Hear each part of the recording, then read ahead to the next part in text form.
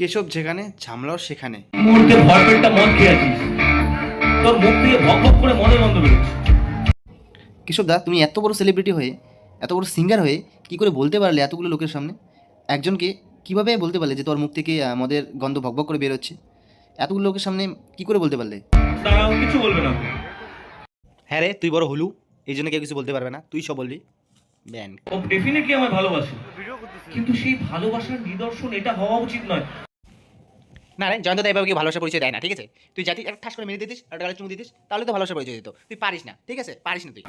তোর ভালোবাসার কারণটা কি? ভালোবাসার কারণ তোকে বিয়ে করবে।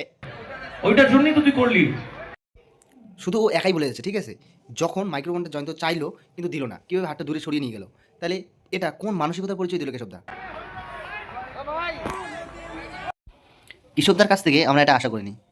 আসলে আশা করবোই কি, যে অন্যের চেন চুরি করে নিজে অন্যের পকেটে ঢুকিয়ে দিতে পারে, নিজের বইয়ের পরিচয় লুকিয়ে রাখতে পারে, তার কাছ থেকে এর থেকে বেশি আর কিছু আশা করা যায় না। তো আর জয়ন্তদা, তোকে বলবো, তুই যদি এতটাই তোর দেখা করার ইচ্ছে ছিল, তো প্রোগ্রামের শেষে তুই দেখা করতে পারতিস। এভাবে সবার সামনে গিয়ে অনুষ্ঠান চলাকালীন সেখানে দেখা না করতেই পারতিস। এটা ভুলও তোরও ছিল।